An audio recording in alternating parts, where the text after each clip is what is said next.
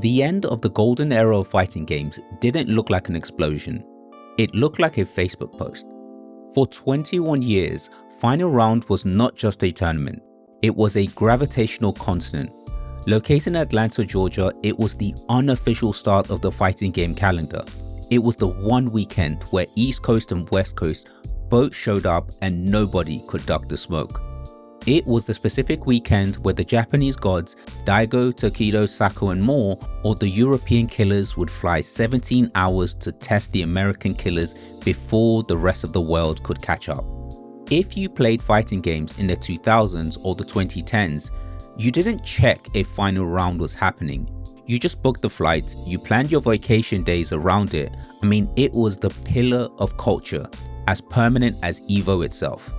Larry Shane Blanca Dixon, the man who carried the brand on his back for 2 decades, finally snapped.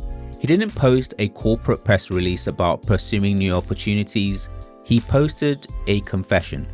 He talked about the personal money drained from his own bank account just to cover the venue obligations when sponsor money didn't land in time. He talked about the physical toll of running a major with a volunteer structure that was aging out. He talked about the internet's brutality where one delayed bracket can turn an organizer into a villain and erase 20 years of service overnight. He laid bare the difference between doing it for the culture and being financially eaten alive by the culture. Final Round tried to keep going, then 2020 got cancelled, and after that, the comeback just never happened. No triumphant return, no clean reboots, just a legacy that stopped existing in real time. And that's the part that people dodge when they talk about the scene changing. These tournaments don't disappear because the crowd stopped loving fighting games. The player base is bigger than it's ever been. Now zoom out, look at the graveyard and think back to the tournaments that built the fighting game culture. The Big Two in New York, UFGT in the Midwest, Revelations on the West Coast, and Winter Brawl in Philly, Shadowloo Showdown in Australia. Now look at the calendar today. We still have pillars. EVO is still the sun that the system orbits. Combo Breaker is the gold standard of the modern era. CEO is the spectacle. If you love wrestling, you love this event. But if you've been here for longer than 5 to 10 years, you feel the phantom limb. Half of the legendary tournaments are gone. Not less hype, not much smaller, just dead. Sure, some people will say we're older now, but age isn't the engine. The engine is money, logistics, and incentives. This video is the autopsy of the fighting game community's tournament scene. We're not just listing the names and dates, we're going to open the books. We're going to look and track the economic forces that kill the legend, the contract clauses that keep the survivors awake at night, and why even a successful major is just one bad year away from extinction. Here on Shocking Cost TV, we only do things one way. We follow the money. Please take a second to hit the like and subscribe button because it really helps the channel.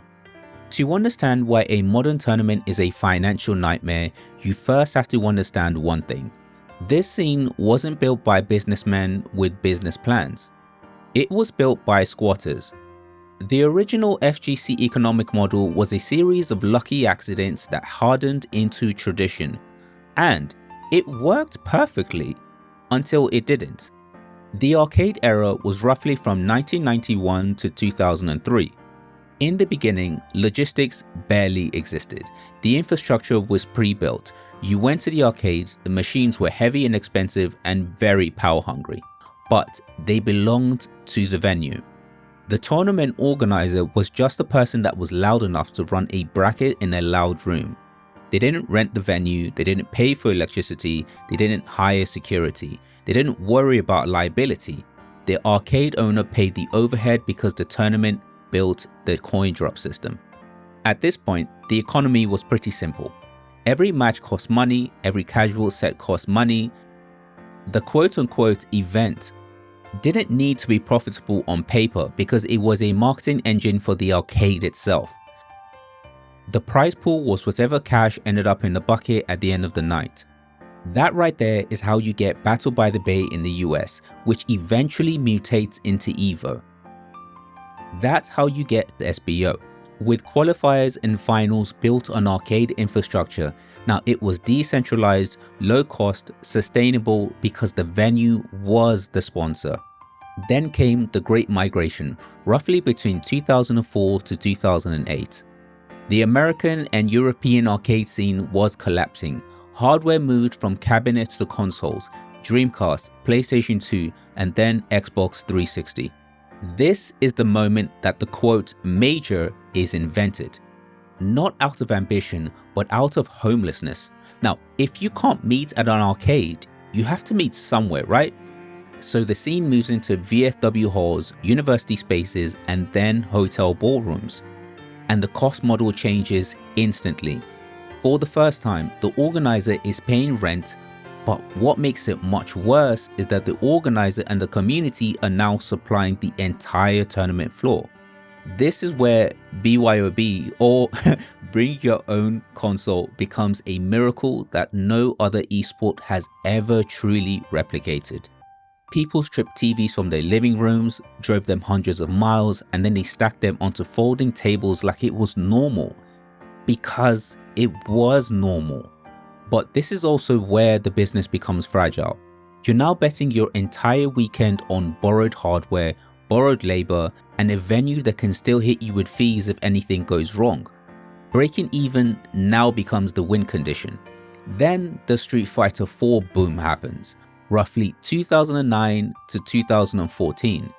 Street Fighter 4 comes out of nowhere and explodes the player base. Where are you walking? Where are you walking? Hey there, buddy. Hi there, buddy.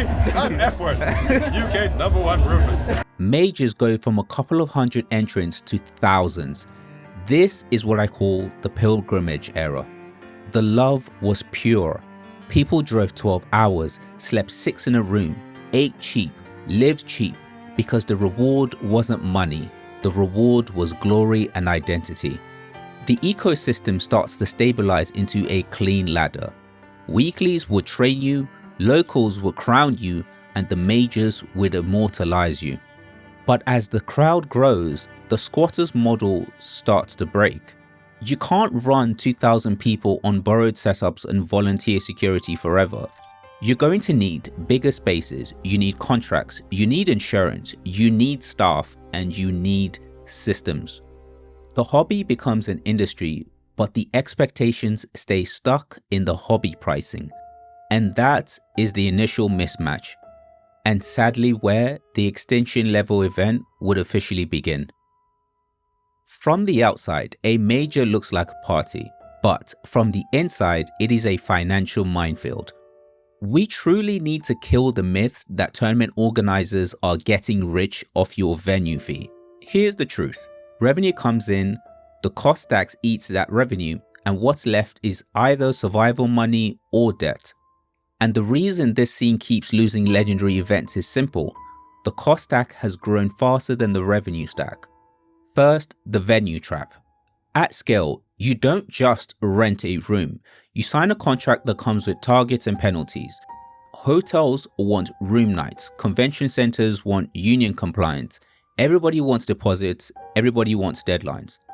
If your attendees sleep off-site to save money, the organizer can still get punished because the contract wasn't built around your good intentions. It was built around the venue's guaranteed profit. Second, the labor trap. Old school events were powered by volunteer hustle, whereas modern scale needs paid people. Because you're dealing with crowds, safety, schedules and liability, security, medical, tech crew, and don't forget the bracket runners who are the unsung heroes. They actually sustain the pace. At this point, staffing is no longer optional. Third, then there is the you must pay to be professional trap. We're talking power, internet, loading rules, equipment rules. I know it's a lot, right? But these things have become real line items. Especially when you hit the level that you're leaving the friendly ballrooms and you're now entering venues built for corporate events. The moment you need professional infrastructure, you start paying professional prices. Fourth, the timing trap.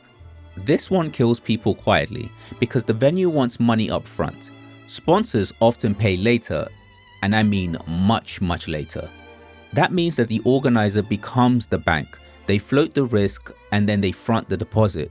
They're just praying at this point that the invoice lands after the event and not before the bills are actually due. And then let's take a look at the revenue side and why that actually doesn't save you. Registration is capped. You can only sell as many tickets as the venue allows. Fire codes don't care about your demands. Stream money is also not a miracle. Unless you're at the very top, it's just mostly marketing value and not pay the venue value. Now, sponsors can be big, but they're not all guarantees and they are not always on your timeline. And if the sponsor money is your life support, you are one bad year from becoming a crisis. Let's not forget that we also live in the social media era where one mistake, one issue is just begging to go viral, and you know it's going to end up everywhere. And sadly, these are the reasons why a successful major can still mean one shock away from extinction.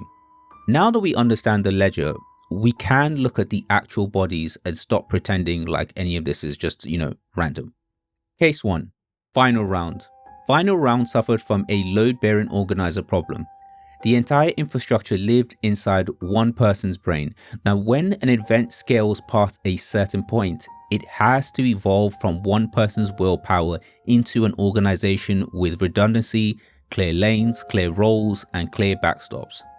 Final round struggled to make that jump.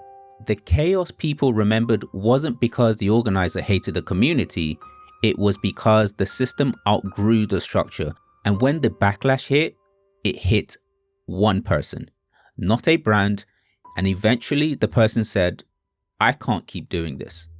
Lesson: if your event cannot survive the founder stepping away, you do not have a business. You have a heroic effort that grew too big.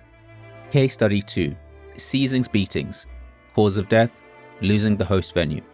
Seasons beatings wasn't just a tournament, it was a specific atmosphere. It was the gritty, cramped, sweaty heart of the Midwest scene. But its superpower was also its fatal blow. It was symbolic with a venue called Momo. Momo's was a LAN center and an arcade in Columbus. It was their cheat code. It allowed the event to run cheap. They didn't have to pay union labor. They didn't have a strict hotel attrition. They could run matches all night long without venue staffing shutting off the lights. When Momo's lost its lease and shut down, Seasons Beatings lost its lungs. The organizers, Godlike Entertainment, they tried to pivot. They ran Seasons Beatings Ascension in a standard hotel. It was a well-run event, but the organizers soon realized that without the specific economics of a friendly venue, the math completely changed. They were now competing with every other hotel major, without the unique identity that made them special. Sadly, but also understandably, they chose to retire the brand rather than bleed it dry in a generic ballroom. The lesson here was, in the FGC, a venue isn't just a container, it's part of the product itself. Case study 3, Canada Cup. Canada Cup didn't just want to be a major, it wanted to be a world major. Organizer Lapchi Duong had the ambition to rival EVO, flying in international gods for legendary 5-on-5 exhibitions. Yeah, I know you remember those. Team Japan versus Team USA versus Team Europe. But Canada also fights a war against physics and geography. It is expensive to fly into, the exchange rate hurts your purchasing power, and unlike the dense US East Coast, there isn't a massive population of local players within driving distance to subsidize the venue costs. To subsidize the massive costs of flying in and hosting international talent, in 2011 they famously tried to charge an $8.95 pay-per-view fee for the stream. Sadly, the internet revolted. It became a meme. $8.95, as many of you will remember. People called it greed, but looking back, it wasn't greed, it was just pure panic. It was a TO looking at a spreadsheet that was bleeding red, trying to find a lifeline to pay for the flights that he had already booked. And yes, Canada Cup survived for years by grinding. but the math of prestige in a high-cost location just eventually became unsustainable. The lesson here is, some regions are just forced to run the same tournament on harder difficulty settings. Case Study 4, Super Battle Opera. For a decade, SBO was the arcade Super Bowl. It was the hardest tournament in the world to win, but in 2012 they made a fatal error. They moved the event outdoors to a festival location in Narita, which was far from the city centre. It was a disaster. The heat was brutal, the glare on the arcade screens made the games unplayable, cabinets were overheating and crashing mid-match. To make it worse, the stream was locked behind a Nico paywall, alienating the global audience. The backlash was instantaneous, the players felt disrespected. On the day, many of the spectators already left even before the grand finals.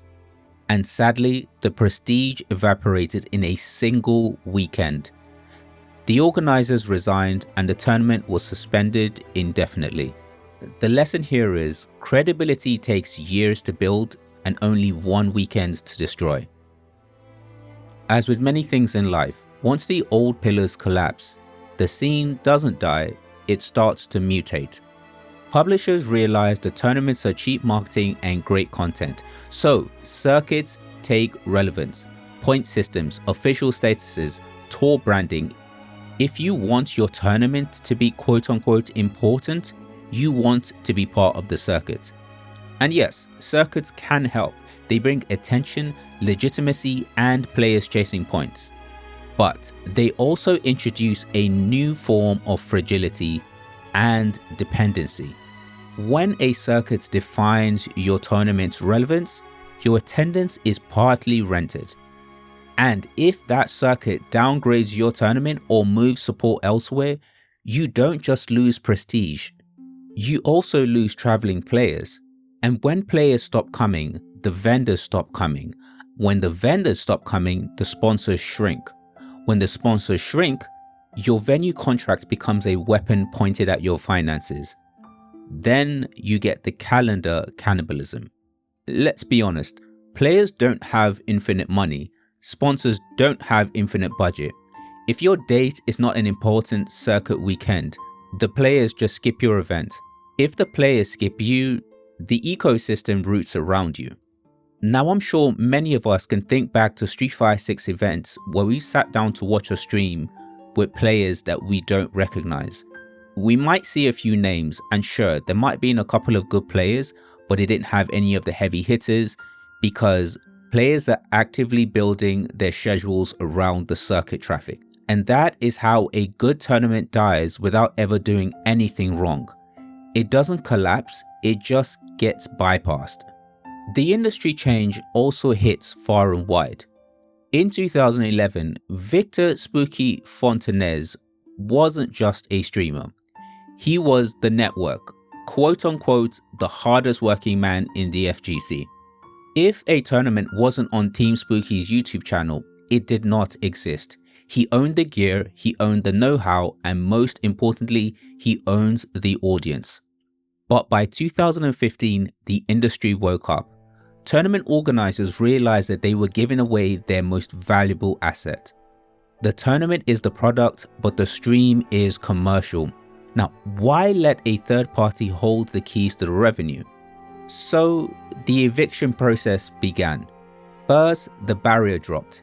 You didn't need Spooky's expensive hardware anymore. You just needed a capture card and some free software. Second, the TOs privatized the airways. Major events started launching their own channels to sell their own ads. Third, the publishers moved in.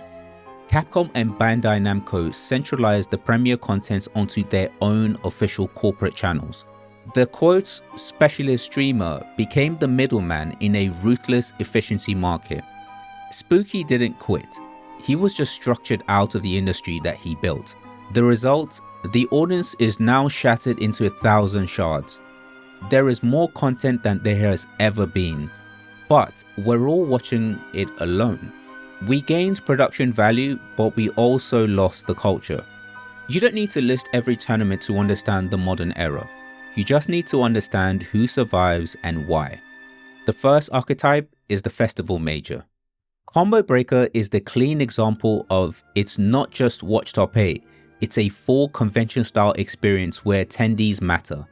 Side events, weird games, community energy, vendors, culture.